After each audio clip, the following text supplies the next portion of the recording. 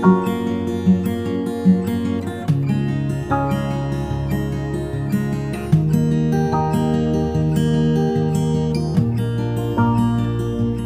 everyone, this is Susie Q of Susie Q's Happy Little Haven, and welcome to my Nursery Room Window. Hi everyone. So today I have Zoe with me, and Zoe is the Layla sculpt by Andrea Arcello, and she was reborn by Emma Bennett. And I have a plan in mind for the next few videos that I'm going to do. I thought it would be fun, since on my last video I brought in my tiny little preemie babies. I thought I would work my way up and go from the tiny preemies to this little preemie, regular sized preemie, and then go from there to newborn, 0 to 3 month, 3 to 6 month. I'm going to try to have each one of my babies in each one of those sizes on in my future videos until I reach my very largest toddler. So I thought that would be a fun idea. And so I'm going to have Zoe on today, and I'm going to change her into a super cute little preemie dress that my friend Suzanne had sent. And if you've been on my channel long enough, you'll recognize this dress. Do you remember this one? It's a blue Peter Rabbit dress.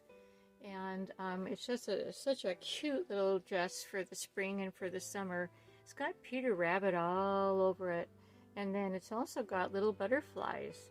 And so I thought that she would look really, really, really cute in this dress. Plus I thought the color would be really, really nice for her. Her skin tone and her pretty dark hair. And then I wanted to show you the buttons because I thought that they were super cute too. They're little flowers, little pearly flower buttons. And I love the lace too. The lace is really, really pretty. So anyway, this is the dress that I'm going to be putting her into today. And the rest of the accessories are, here's the little bloomers that came with the dress, white. And then I'm going to be putting these shoes on her. And these shoes were gifted to me by my friend Carrie of Carrie's Little Cuties on one of the reborns that she did for me.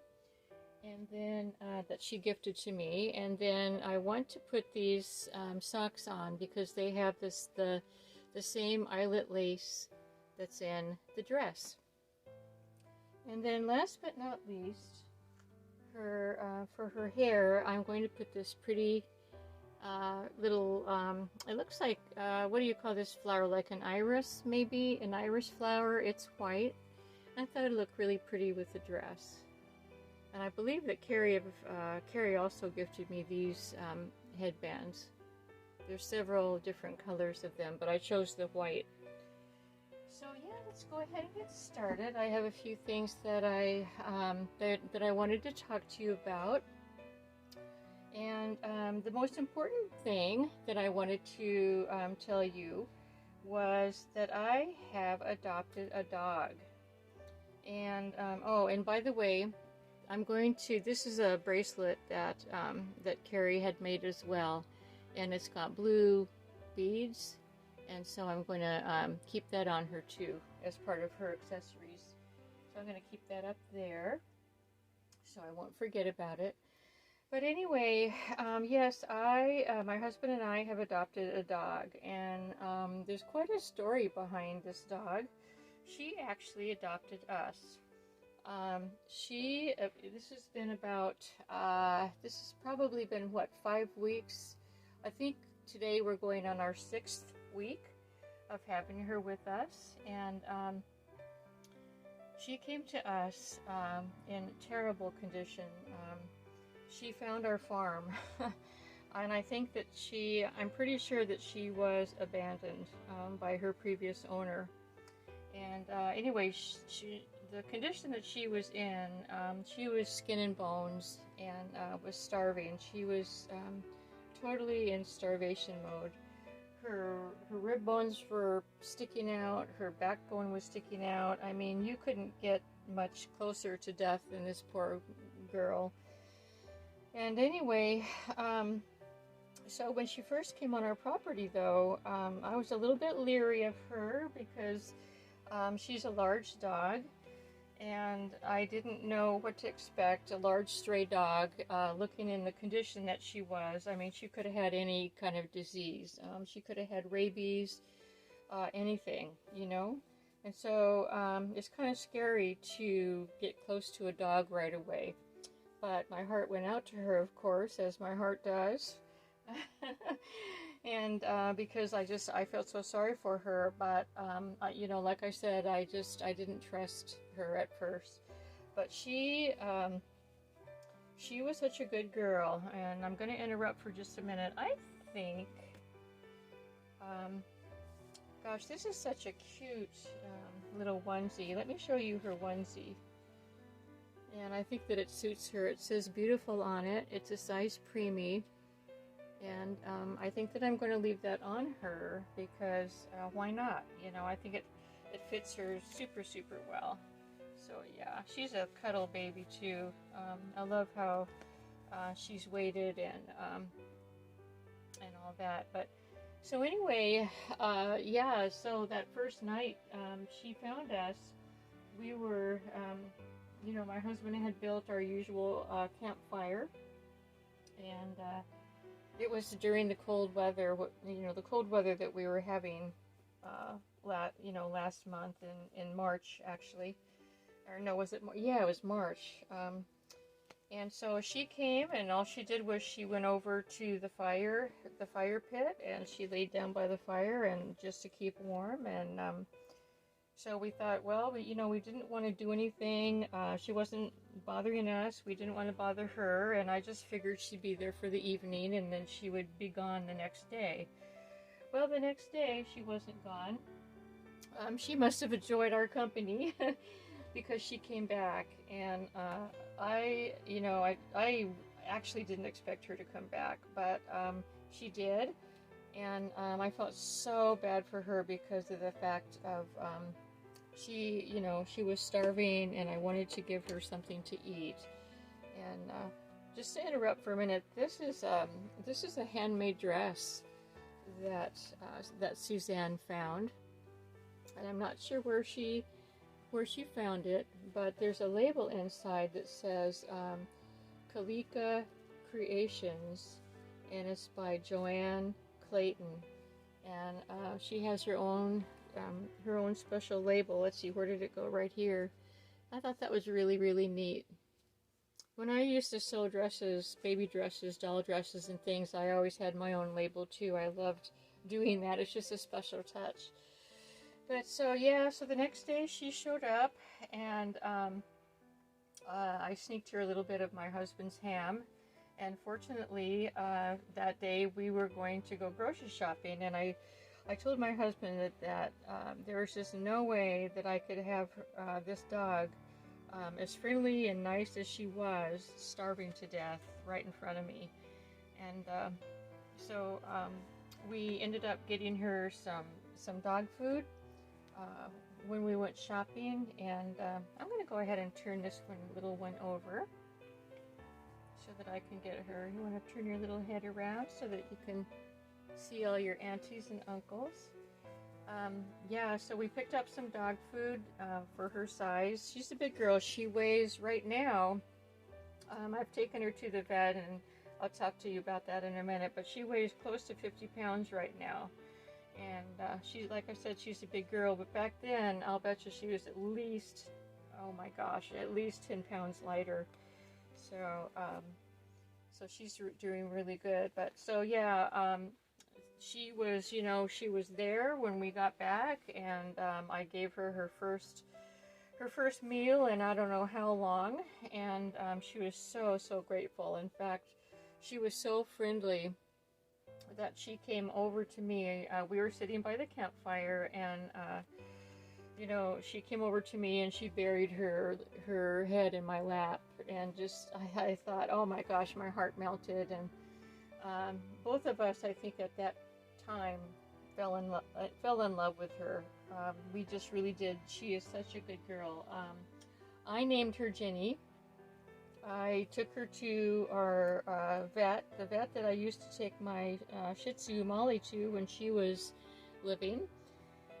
And I waited a while. I wanted to get her, I wanted to make sure that she, you know, had her nutrition was up before I took her to the vet to get all those, you know, those vaccinations and things like that, because that might not have sat well with her in her starvation condition. So yeah, we took her to the vet, and they did thorough testing on her. I wanted them to, you know, do her lab tests, make sure that that she didn't have any diseases or any issues with her. And the lab test came back, and she does have Lyme disease. Lyme disease. You can catch Lyme disease from deer ticks that are out here. And she, you know, she was out in the wild probably a good 4 weeks before we met her. And so she's been in the brush, she's been everywhere, you know. And she also picked up worms, hookworms, but they gave her a dose of worm medicine when we're at the vet, so she's good with that. But yeah, you know, she's just the joy of my life, and I spend so much time with her. She's in really super good shape now, and I take her for walks at least, well, the most I take her is four walks a day, and I probably do 2 to 3 miles with her every day. And all the walks that I'm taking her on is really good for me too, because, you know, at my age I need exercise as well, and so it's good for both of us. And but she is such a good girl, and she picks up on training very easily. I can't say enough about her, but I wanted to let you all know that I do have a new dog, and she's about 2 years old, and I don't know what her previous life was like, but I'll tell you what, you guys, she keeps having bad dreams. She's not having them as much as she was before when I first got her. And I googled bad dreams in dogs, and you know, bad dreams are, dogs have bad dreams, and they are caused by their, you know, what's happened in their life, just like us, you know. What's happened in their life. And I just have this sneaky suspicion that she was not treated very well in her previous life. And I wanted to say what happens out here in the country, for those of you that wonder, you know, why I can just have a dog come on my property and I can keep it. Out here in the country, people have been known to just dump off their dogs on our properties. I have a 50-acre farm, and so, you know, usually it's cats. You know, I've never had a dog dropped off before, and people would drop them off for all kinds of reasons. You know, it's hard to know why. Either they can't afford to have the dog anymore, the dog isn't, you know, they've moved and they can't have the dog where they're living. Whatever the case is, they'll just drop the animal off, you know, cat, dog, whatever. So I believe in this case they abandoned the Jenny, and the reason I think she was abandoned, and probably from a long distance, was because I truly believe that a dog can find its way home, and this dog would not have stayed with us if she had a home that she could go to.